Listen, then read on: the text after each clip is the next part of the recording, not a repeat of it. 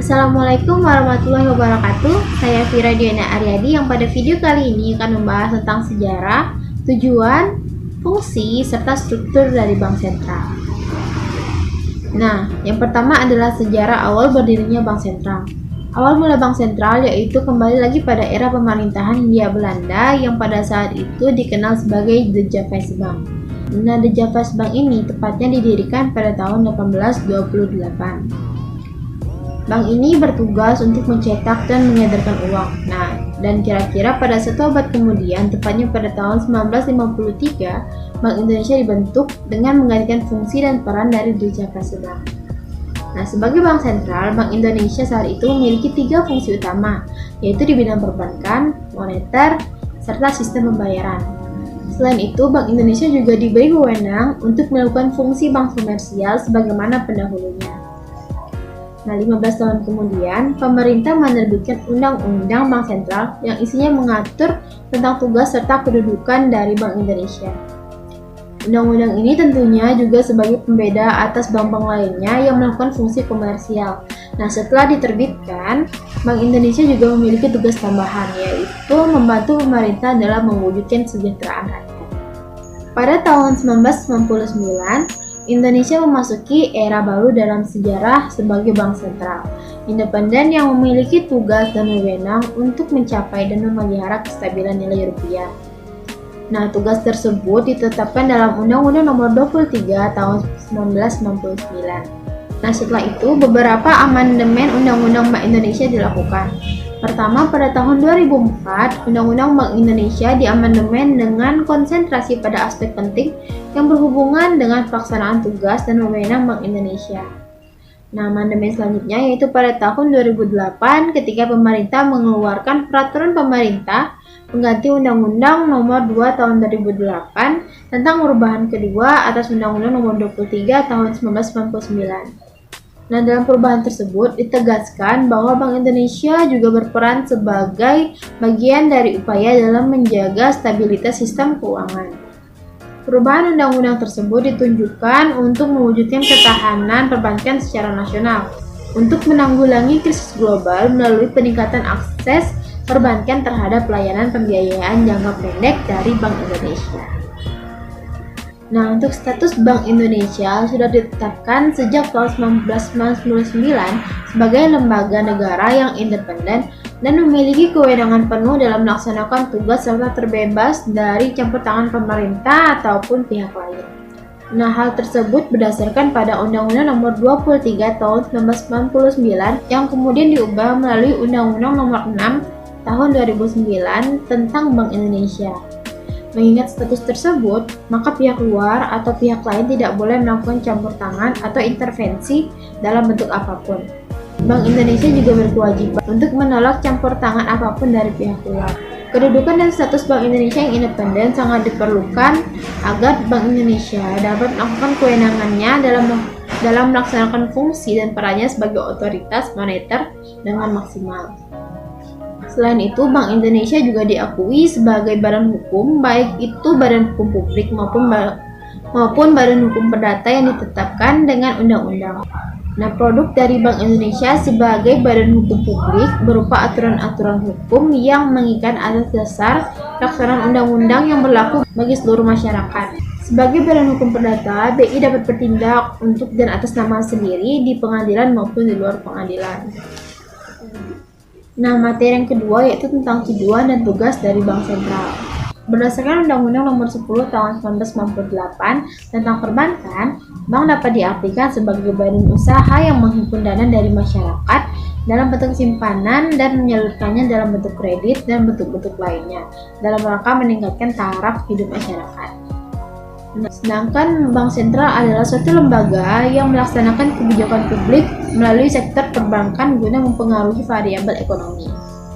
Nah, dalam kapasitasnya sebagai Bank Sentral, Bank Indonesia mempunyai satu tujuan tunggal, yaitu mencapai dan memelihara kestabilan nilai rupiah. Nah, maka dari itu Bank Indonesia memiliki beberapa tugas. Yang pertama adalah menjaga kestabilan nilai rupiah terhadap barang dan jasa. Yang kedua adalah menjaga kestabilan nilai rupiah terhadap mata uang negara lain. Yang ketiga adalah membuat dan mengawasi regulasi untuk semua bank yang ada di Indonesia. Yang keempat adalah melakukan penelitian juga pemantauan. Yang kelima adalah menyimpan uang kas negara dan memberikan bantuan dana kepada bank-bank di Indonesia yang sedang mengalami krisis. Nah, dengan satu tujuan tunggal tersebut, diharapkan Bank Indonesia dapat memfokuskan langkah serta memperjelas batasan-batasan tanggung jawab yang harus dilakukan.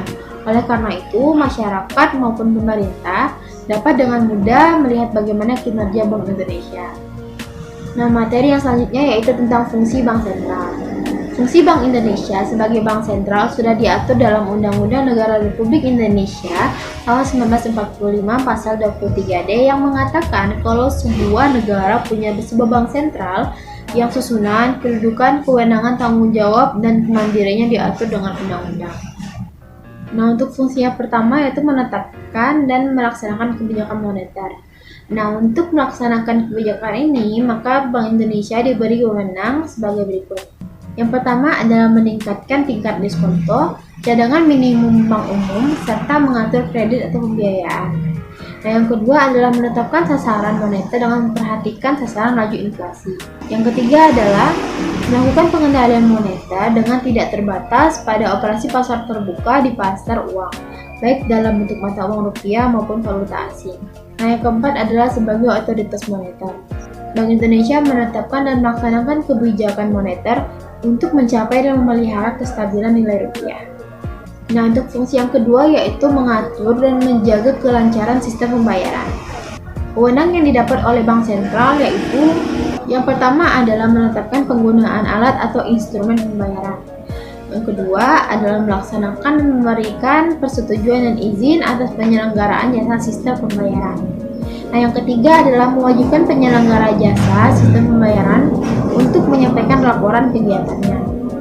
Nah, yang keempat adalah wewenang Bank Indonesia menjadi satu-satunya lembaga yang berwenang untuk mengeluarkan dan mengedarkan uang rupiah serta mencabut, menarik, dan memusnahkan uang dari peredaran. Nah, fungsi yang ketiga yaitu mengatur dan mengawasi bank non-sentral. Dalam menjalankan tugasnya, Bank Sentral diberi wewenang sebagai berikut.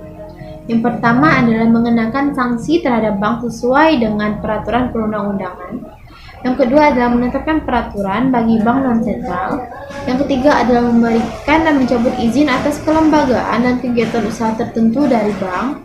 Yang keempat adalah mengawasi bank, baik secara individual maupun sebagai sistem perbankan. Dalam pelaksanaan tugas ini, Bank Indonesia berwenang menetapkan ketentuan-ketentuan perbankan dengan menjunjung tinggi prinsip kehati-hatian. Fungsi Bank Sentral terkait pengawasan ini bertujuan untuk mencapai stabilitas sistem keuangan. Nah, materi yang selanjutnya yaitu tentang struktur Bank Sentral. Dalam pelaksanaan tugas dan wewenangnya, Bank Indonesia dipimpin oleh Dewan Gubernur yang terdiri dari seorang gubernur sebagai pemimpin, dibantu oleh seorang deputi gubernur senior sebagai wakilnya, serta sekurang-kurangnya 4 atau sebanyak-banyaknya yaitu 7 deputi gubernur. Masa jabatan yang berlaku bagi Dewan Gubernur adalah selama 5 tahun dan dapat diangkat kembali untuk jabatan yang sama sebanyak-banyaknya 1 kali masa jabatan berikutnya. Dewan Gubernur diusulkan dan diangkat oleh Presiden dengan persetujuan dari DPR. Nah, Deputi Gubernur yang diusulkan oleh Presiden didasarkan pada rekomendasi dari Gubernur Bank Indonesia. Meskipun diangkat oleh Presiden, anggota Dewan Gubernur Bank Indonesia tidak dapat diberhentikan oleh Presiden, kecuali bila mengundurkan diri, terbukti melakukan tindak pidana kejahatan, tidak dapat hadir secara fisik selama jangka waktu 3 bulan berturut-turut tanpa adanya alasan yang dapat dipertanggungjawabkan, serta dinyatakan valid atau tidak mampu memenuhi kewajiban kepada kreditur atau berhalangan tetap. Sekian materi dari saya, terima kasih. Wassalamualaikum warahmatullahi wabarakatuh.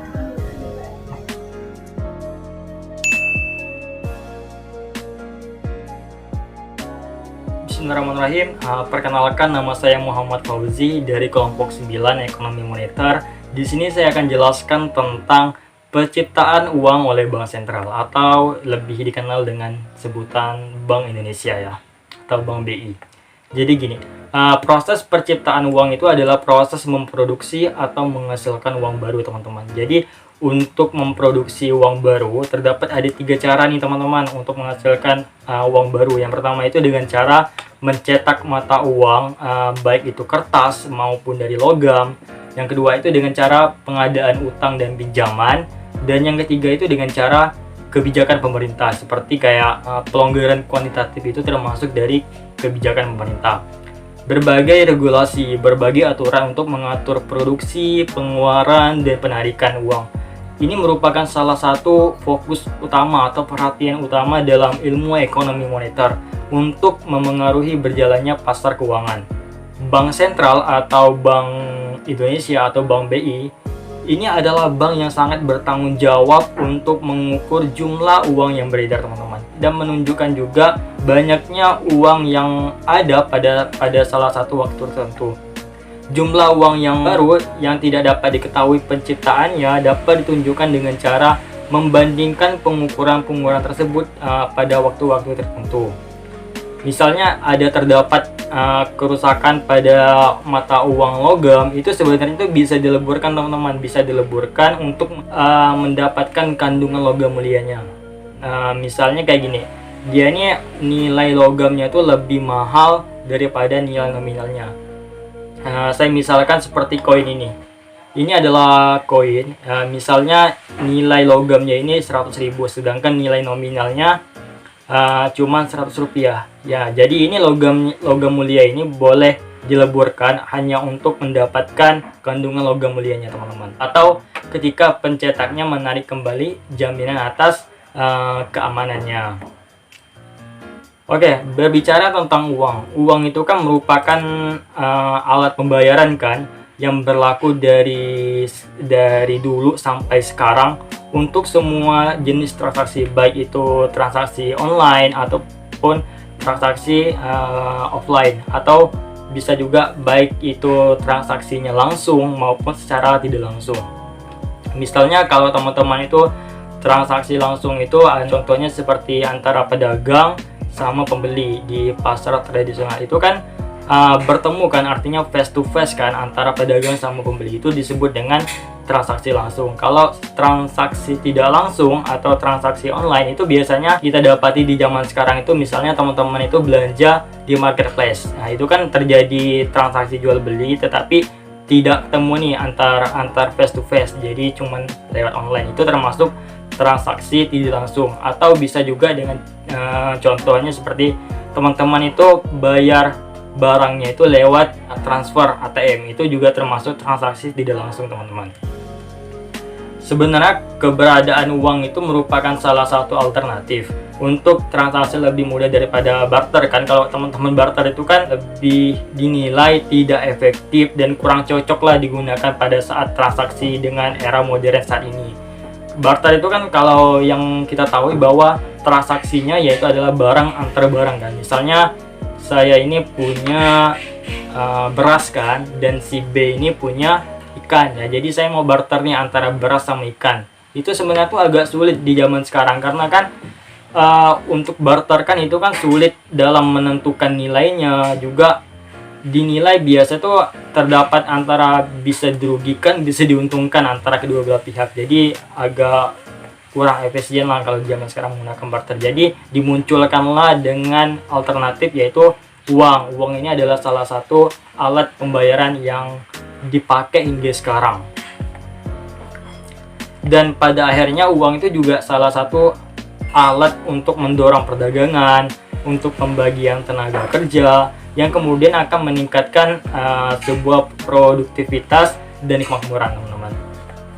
Pada umumnya kan bank itu kan cuma dikenal sebagai lembaga keuangan yang kegiatan utamanya itu palingan kayak saving atau menyimpan, giro, tabungan, deposito. Itu kan fungsi bank yang dulu. Seiring dengan perkembangan zaman, seiring dengan berjalannya waktu, bank itu juga dikenal sebagai tempat untuk meminjam uang atau lebih dikenal dengan sebutan kredit kan ya, kredit bagi masyarakat yang membutuhkan. Jadi kalau emang teman-teman itu lagi butuh uang, teman-teman ini bisa mengajukan kredit kepada bank yang kalian ingin pinjam dengan berbagai kebijakan dari bank tersebut. Di samping itu, bank itu juga dikenal sebagai tempat untuk menukar uang, atau bisa juga sebagai tempat untuk menerima segala pembayaran nih, teman-teman. Misalnya teman-teman itu mau bayar listrik, mau bayar telepon, mau bayar air, mau bayar kuliah, sekolah, itu juga bisa menggunakan bank tersebut. Jadi Contohnya seperti saya kan sebagai seorang mahasiswa yang bayar UKT-nya itu lewat bank. Nah, itu kan salah satu fungsi bank pada saat ini, tidak cuma sebagai tabungan tetapi juga untuk melakukan transaksi online gitu. Ya, gitulah teman-teman. Oke, kita lanjut. Uang itu kan tercipta pada saat bank itu kan memberikan kredit kan. Ya, kredit kan, misalnya teman-teman ini minjam uang. Ya, uang itu kan tercipta pada saat teman-teman itu memberikan kredit kan. Kredit itu kan adalah uang dan juga merupakan hutang kan. Artinya wajib teman-teman lunaskan atau wajib teman-teman bayar nih.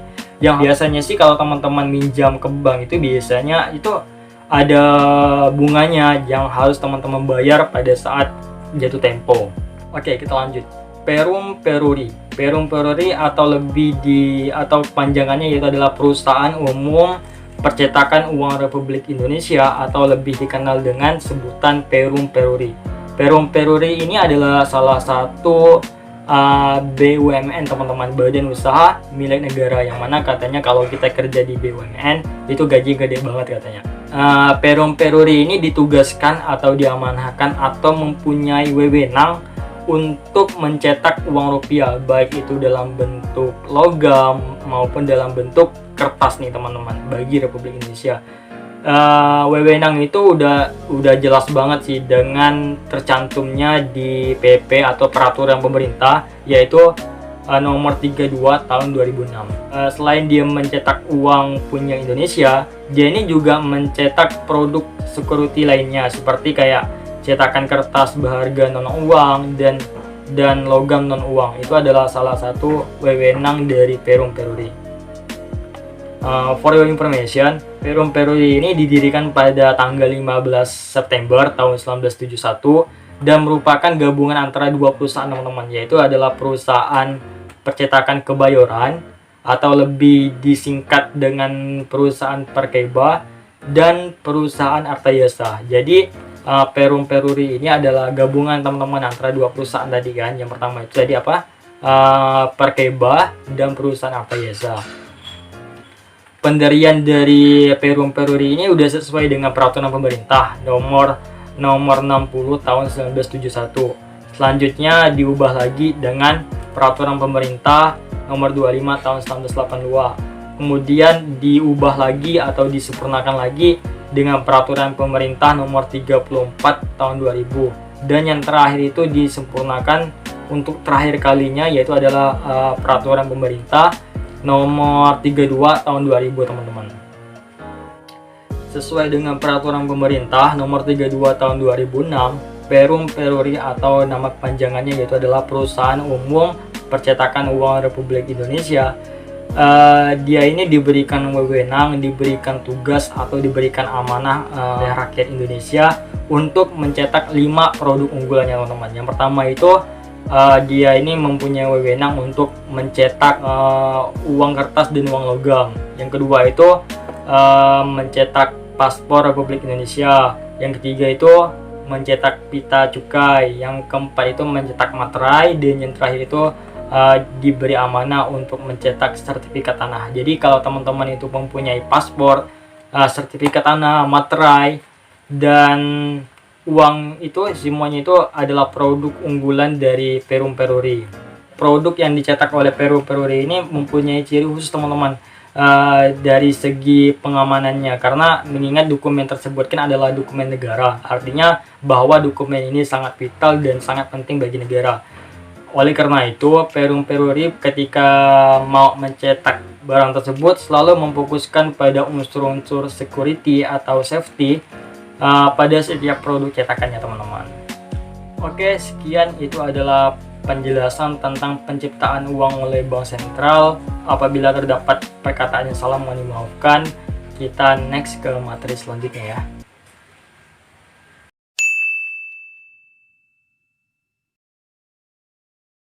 Saya Rina Cynthia. Dalam video ini saya akan menjelaskan tentang kerangka kerja kebijakan Bank Sentral. Bank Indonesia memiliki tujuan untuk mencapai dan memelihara kestabilan nilai rupiah. Tujuan ini sebagaimana tercantum dalam Undang-Undang Nomor 23 Tahun 1999 tentang Bank Indonesia. yang sebagaimana diubah melalui Undang-Undang Nomor 3 Tahun 2004 dan Undang-Undang Nomor 6 Tahun 2009 pada pasal 7. Kestabilan rupiah yang dimaksud mempunyai dua dimensi. Dimensi pertama, kestabilan nilai rupiah adalah kestabilan terhadap harga-harga barang dan jasa yang tercermin dari perkembangan laju inflasi. Sementara itu, dimensi kedua terkait dengan kestabilan nilai tukar rupiah terhadap mata uang negara lain.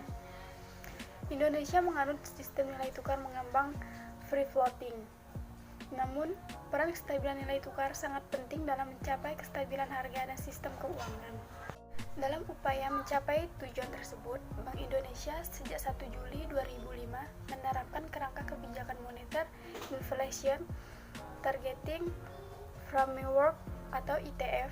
Kerangka kebijakan tersebut dipandang sesuai dengan mandat dan aspek kelembagaan yang diamanatkan oleh undang-undang. Dalam kerangka ini, inflasi merupakan sasaran yang diutamakan. Bank Indonesia terus melakukan berbagai penyempurnaan kepada kerangka kebijakan moneter sesuai dengan perubahan dinamika dan tantangan perekonomian yang terjadi guna memperkuat efektivitasnya.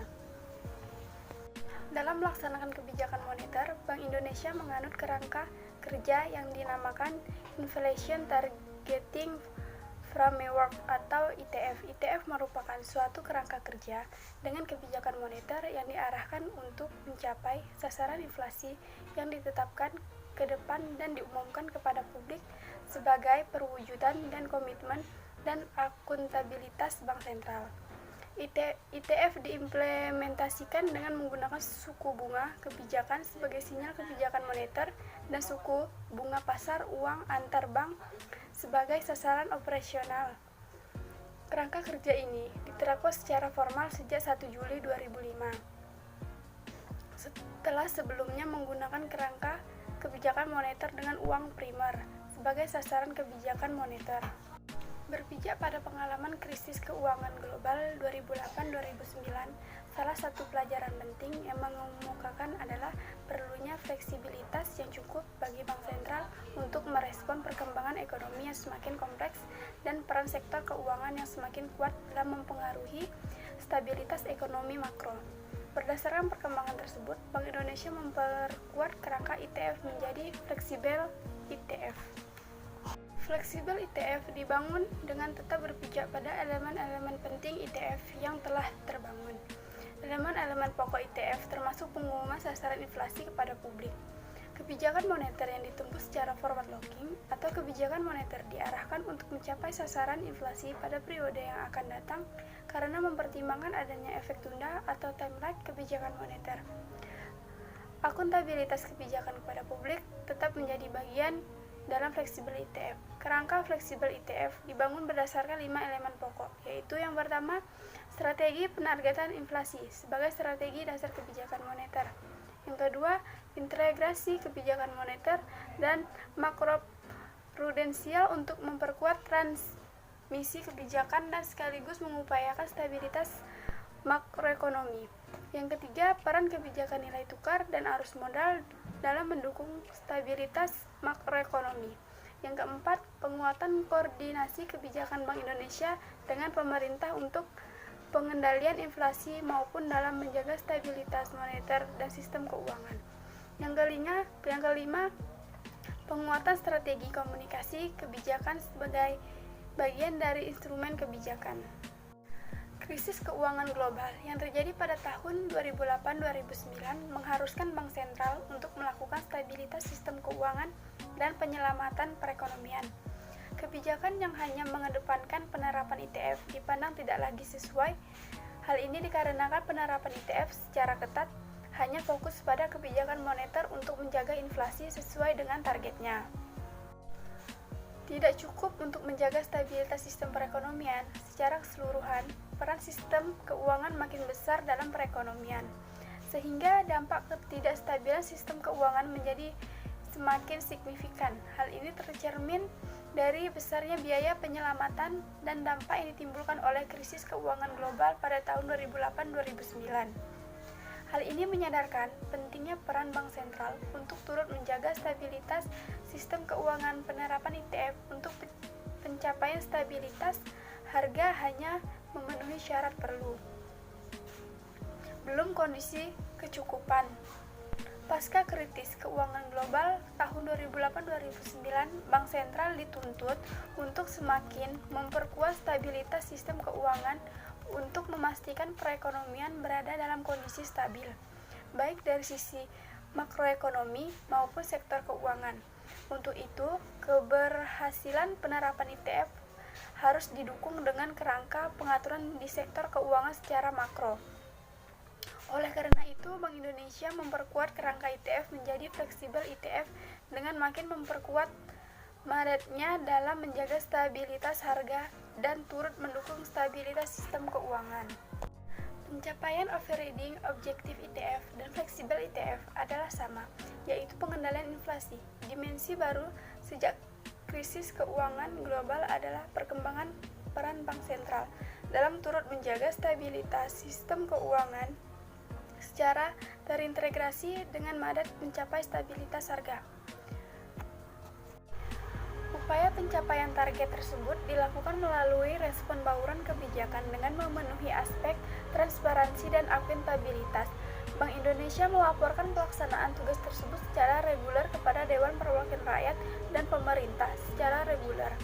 Bank Indonesia juga menjelaskan kepada publik mengenai asesmen terhadap kondisi terkini dan outlook inflasi ke depan, keputusan yang diambil serta arah kebijakan ke depan yang akan diambil untuk menjaga inflasi sesuai dengan sasarannya.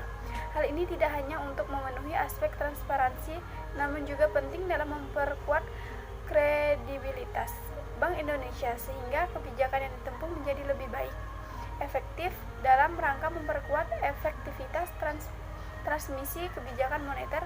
Pada 19 Agustus 2006, Bank Indonesia menetapkan sebagai suku bunga kebijakan yang mempresentasikan sinyal respon kebijakan moneter dalam mengendalikan inflasi sesuai dengan sasaran. Sebelumnya, Bank Indonesia menggunakan BI rate sebagai suku bunga acuan yang serta dengan instrumen moneter 12 bulan. Melalui penetapan BI sebagai suku bunga acuan, instrumen menjadi lebih pendek, yakni serta dengan instrumen moneter 7 hari sehingga diharapkan dapat mempercepat transmisi kebijakan moneter dan mengarahkan inflasi sesuai dengan sasarannya. Dalam implementasinya, reformulasi kebijakan moneter memegang 4 prinsip. Pertama, reformulasi tidak mengubah kerangka kebijakan moneter karena Bank Indonesia tetap menerapkan fleksibel ITF. Kedua, reformulasi tidak untuk mengubah stance kebijakan moneter yang sedang ditempuh. Yang ketiga, reformulasi membuat suku bunga kebijakan terrefleksikan di instrumen moneter dan dapat ditransaksikan dengan Bank Indonesia. Yang keempat, penentuan suku bunga sasaran operasional berdasarkan pertimbangan dapat dipengaruhi oleh suku bunga kebijakan sesuai dengan prinsip kedua. Perubahan tersebut tidak mengubah stance kebijakan moneter karena kedua suku bunga kebijakan BI rate dan BI 7DRR berada dalam satu struktur suku bunga yang sama dalam mengarahkan inflasi agar sesuai dengan sasarannya. Tujuan akhir kebijakan moneter adalah menjaga dan memelihara kestabilan nilai rupiah, yang salah satunya tercermin dari tingkat inflasi yang rendah dan stabil. Untuk mencapai tujuan itu, Bank Indonesia menetapkan suku bunga kebijakan BI, die reverse repo rate, sebagai instrumen kebijakan utama untuk mempengaruhi aktivitas kegiatan perekonomian dengan tujuan akhir pencapaian inflasi.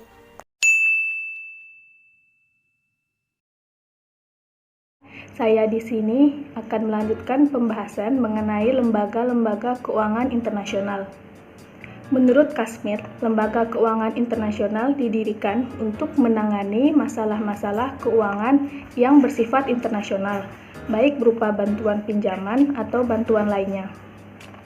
Berikut adalah lembaga-lembaga keuangan internasional. Yang pertama adalah World Bank.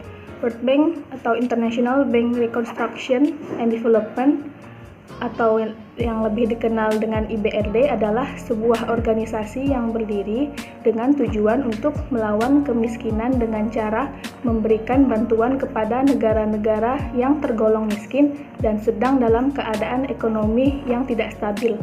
Dalam hal ini, yaitu negara-negara yang sedang berkembang. Tugas dan prinsip dari Bank Dunia atau World Bank saat ini adalah memberikan pinjaman untuk proyek-proyek produktif demi pertumbuhan ekonomi di negara-negara sedang berkembang yang menjadi anggotanya. Sebanyak kira-kira 2,4 miliar US dollar telah diberikan oleh Bank Dunia untuk proyek-proyek pembangunan di Eropa, Australia, dan New Zealand. Selama 23 tahun terakhir ini, sebanyak 1,9 miliar US dollar untuk 28 negara di Afrika, US dollar 43 miliar untuk 16 negara di Asia, dan 3,8 miliar US dollar untuk 22 negara-negara bagian Amerika Serikat. Bank Dunia memiliki dua keanggotaan, yaitu yang pertama adalah IFC atau International Finance Corporation yang memulai kegiatannya pada tahun 1956. Yang kedua adalah IDA atau International Development Association yang memulai kegiatannya pada tahun 1960. Kedua lembaga ini dan Bank Dunia membentuk kelompok Bank Dunia World Bank Group. Keanggotaan dari Bank Dunia merupakan persyaratan keanggotaan IFC yang kegiatannya ditujukan untuk sektor swasta di negara-negara berkembang, dan keanggotaan IDA yang kegiatannya ditujukan untuk sektor yang sama dengan kebijaksanaan dan sesuai dengan Bank Dunia. Dewan Komisaris memiliki kekuasaan mengakui anggota-anggota baru Bank Dunia untuk menentukan syarat-syarat keanggotaan berdasarkan persyaratan-persyaratan berikut ini. Setiap negara yang setuju memberikan kontribusinya kepada modal Bank Dunia dapat menjadi anggota. Sebelum semua itu terlaksana, negara tersebut harus menjadi anggota IMF atau International Monetary Fund yang meliputi perjanjian untuk mengamati peraturan praktek keuangan internasional yang berlaku, disertai penjelasan mengenai pokok-pokok informasi perekonomian demi kelayakan suatu negara dalam menerima bantuan. Bila semua telah dilakukan, maka negara tersebut dapat dipertimbangkan menjadi anggota Bank Dunia. Pada tahun 1969, Bank Dunia memiliki 112 negara anggota. Selanjutnya yang kedua adalah Dana Moneter Internasional atau IMF. Dana Moneter Internasional adalah sebuah organisasi internasional yang mengawasi sistem keuangan global dengan mengikuti kebijakan makroekonomi dari negara-negara anggota, terutama mereka yang memiliki dampak terhadap nilai tukar dan neraca pembayaran. Ini adalah suatu organisasi yang dibentuk dengan tujuan yang dinyatakan menstabilkan nilai tukar internasional dan memfasilitasi pembangunan ini, juga menawarkan sangat leverage pinjaman, terutama kepada negara-negara miskin. IMF adalah organisasi internasional yang bertanggung jawab di dalam mengatur sistem finansial global dan menyediakan pinjaman kepada negara anggotanya untuk membantu masalah-masalah keseimbangan neraca keuangan masing-masing negara. Salah satu misinya adalah membantu negara-negara yang mengalami kesulitan ekonomi yang serius, dan sebagai imbalannya, negara tersebut diwajibkan melakukan kebijakan-kebijakan tertentu, misalnya privatisasi badan usaha milik negara. Dari negara-negara anggota PBB yang tidak menjadi anggota IMF adalah Korea Utara, Kuba, Andorra, Monaco, Tuvalu, dan Nauru. Pendirian IMF didasarkan kepada beberapa tujuan sebagaimana yang tercantum dalam Articles of Agreement. Adapun tujuan tersebut adalah sebagai berikut. Yang pertama, menjadi tempat secara permanen bagi pertemuan dan perbandingan untuk mencapai kerjasama internasional dalam bidang keuangan. Yang kedua, membantu memperluas perdagangan internasional yang seimbang di antara para anggotanya dan membantu perekonomian para anggotanya. Yang ketiga, berusaha meniadakan competitive depreciation dan mengusahakan tercapainya stable exchange rate. Yang keempat, menghilangkan exchange retraction. Yang kelima, membantu para anggota yang mengalami kesukaran dalam pinjaman luar negeri agar jangan mengambil tindakan yang dapat merugikan negara yang bersangkutan dan negara lainnya. Selanjutnya, tujuannya adalah untuk memberikan kepercayaan kepada para anggotanya. Yang keenam, mengurangi waktu dan besarnya disekwilibrium dan neraca pembayaran negara anggota IMF. IMF memiliki 3 fungsi yang berperan dalam pencapaian 2 tujuannya.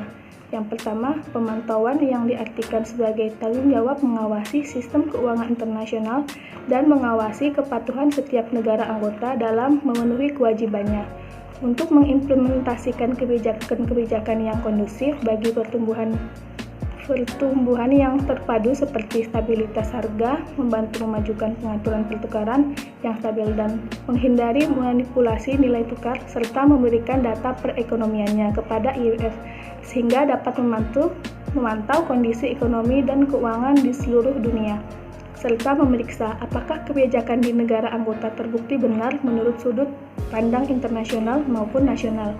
Selain itu, IMF memiliki kewenangan dalam memperingatkan negara anggota untuk mewaspadai bahaya mengintai. Dengan demikian, pemerintah dapat mengambil tindakan pencegahan.